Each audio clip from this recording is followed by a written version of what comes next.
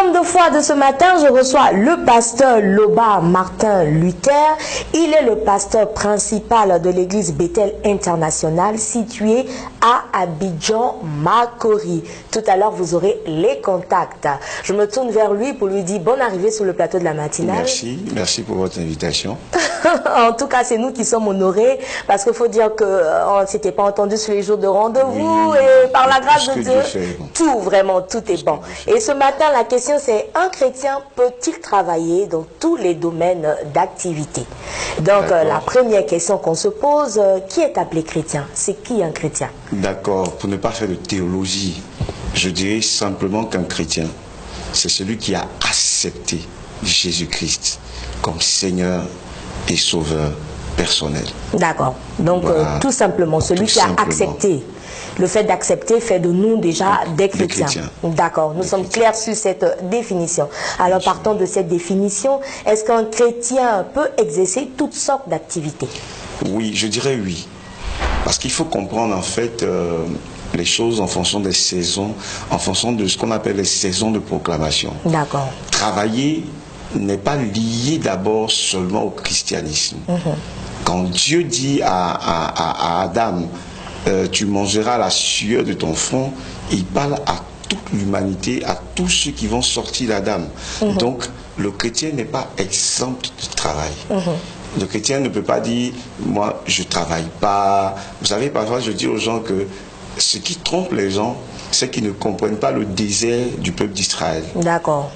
Dans le désert, Israël a été nourri 24 heures sur 24 jusqu'à ce qu'ils arrivent à Canaan.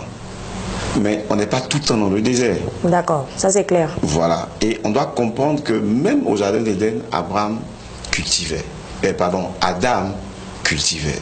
avez Abraham qui était éleveur, vous avez plusieurs serviteurs de Dieu, Isaac. Et ils étaient très riches, tout ce que vous citez. Mais parce qu'ils travaillaient. Parce qu'ils travaillaient. Les gens doivent comprendre qu'il y a dans nos vies la foi. D'accord. Et nos activités. Et très souvent, Dieu bénit l'activité qu'on a. C'est pourquoi moi je crois qu'un chrétien peut être ministre, un chrétien peut être directeur de société, un chrétien peut être journaliste, un chrétien peut être... Aujourd'hui, vous voyez que ces choses qu'on fuyait avant quand on disait la télé, les gens qui disaient « Oh, c'est satanique, c'est satanique », mais aujourd'hui, la télé apporte quelque chose d'extraordinaire à l'évangile. D'accord. Donc, le chrétien doit travailler. Doit travailler. Mais est-ce qu'il y a certains domaines d'activité qui sont réservés typiques aux chrétiens, ou est-ce que le chrétien peut tout faire? Parce que là, il nous regarde, il ne faudrait pas qu'on dise que le pasteur Loba a dit que... voilà. En fait, donc, on va avoir plus d'éclaircies. Ça dans un document que j'ai écrit, Vaincre à Babylone. D'accord. Vaincre à Babylone, c'est quoi? Vous avez dans la Bible des personnes qui ont travaillé dans des milieux hostiles. Et j'aime la vie de Daniel. Vous voyez, Daniel arrive juif, élevé selon la tradition, je veux dire, d'Abraham, avec ses principes, et puis il arrive à Babylone. Et la fonction qu'il occupe, c'est la fonction de sage. D'accord. Qui veut dire devin. Qui veut dire personne qui scientifiquement avancée. Et vous avez, quand le roi dit, si vous ne pouvez pas interpréter le songe, donnez d'abord le songe et l'interpréter, je tue tous les sages. Daniel, il faisait partie de ceux qu'on devait tuer. D'accord. Donc ça veut dire qu'il exerçait une fonction qui aujourd'hui peut faire peur. Mais tout à fait. Il avait une autre sagesse. D'accord. La sagesse divine. Amen, qui est la meilleure. Et il est venu dire, roi, donne-moi quelques jours, je te donnerai non seulement ton songe, et je vais te donner l'interprétation. Aujourd'hui, si tu trouves quelqu'un qui va dire, oh, c'est un magicien, il faut comprendre très souvent l'impact que Dieu veut nous faire sortir parfois de certains milieux hostiles. Et après ça, Daniel a été nommé gouverneur. Tout à fait. Vous avez un autre Néhémie qui était échanson du roi. D'accord. Si vous allez sur Google, tous les dictionnaires, échanson, c'est celui qui sert à boire au roi. D'accord, donc lui, il était là juste pour ça. Il faut goûter. Avant, oui, d'accord. C'est celui qui évitait au roi d'être empoisonné. Ah, d'accord. Donc, il faut goûter. Mais quand vous lisez l'histoire de Néhémie, c'est lui qui a lancé la bâtisse du temple. Donc il y a des choses que nous devons comprendre. La foi, c'est vrai qu'il y a un rapport avec le travail, mais la foi est différente du travail. Différent du travail, d'accord. Daniel a dit au roi, je ne mange pas, je ne me prosterne pas, pourtant tous les autres se prosternaient. Mais il faisait son travail. Tout à fait. Alors, homme de Dieu, nous on veut savoir en ce matin, est-ce qu'un chrétien peut travailler comme étant serveur dans une boîte de nuit? Partons de cette définition. On pourra dire que peut-être je garde la foi. Est-ce que ma foi me permet d'entrer dans ce genre de milieu? Vous voyez, ça va rester des polémiques encore, parce que le niveau de foi de chacun n'est pas pareil. D'accord. Vous allez demander qui est chrétien. Quelqu'un qui a Christ ne renonce pas à Christ. C'est la foi, ta foi surnage. Je sais pas, je peux mieux m'expliquer. Ta foi est indiscutable. Je veux dire, aujourd'hui, moi, par rapport à ma foi, si on me dit, je sais pas le thème, mais combien d'impudicité ou bien on te tue, je dis tuez-moi. Parce que ma foi doit influencer quelque chose qui se fait et qui n'est pas forcément bon. Je vous donne un exemple. Si vous allez dans un restaurant à Canaan Land, chez David Oyedepo, c'est un restaurant, c'est un maquis, mais on y joue la musique chrétienne. Il y a des serveurs là-bas. Bon, au cas où c'est pas... Bon, là c'est à Canaan Land. On change d'environnement, on va dans un autre qui n'est pas forcément Canaan Land. Mais le frère qui rentre, qui s'en va servir, il fait quoi? Il sert ou bien il fait autre chose? Il sert, bien entendu. Il est juste là pour servir. Je vais plus loin. Jésus allait évangéliser où? Dans les cabarets. D'accord, ça c'est une révélation. Oui, il dit, le Fils de l'homme est venu mangeant et buvant.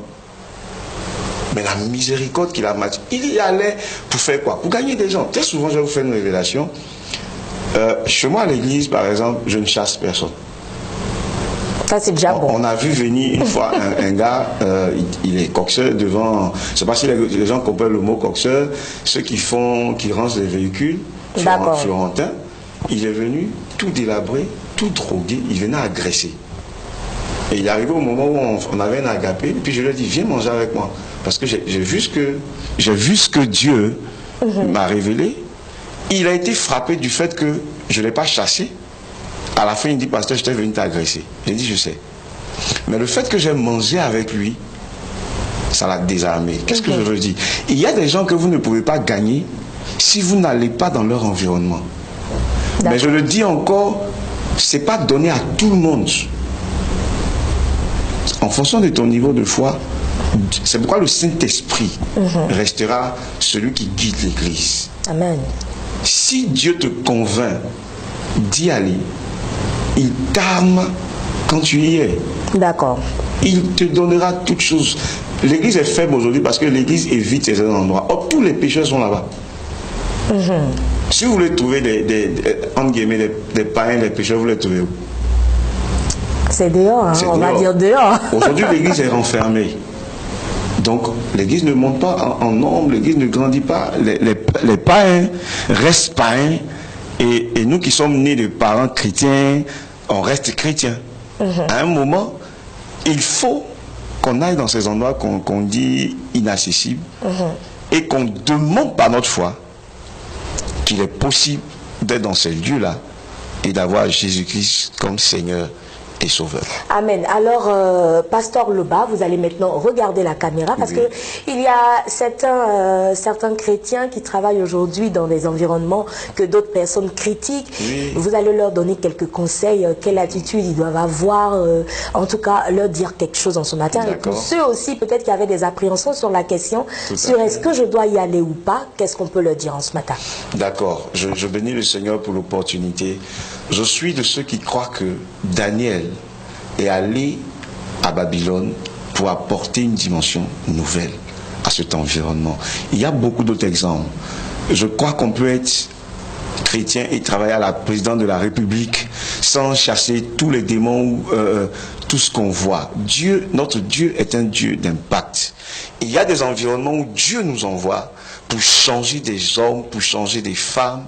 C'est à nous de prier, c'est à nous de demander à Dieu par le Saint-Esprit de nous guider dans tous les lieux où on nous envoie. Quand Dieu vous donne c'est-à-dire la grâce d'avoir un métier dans un environnement qui semble-t-il hostile, ce qu'il faut faire, Seigneur, qu'est-ce que tu m'y envoies faire?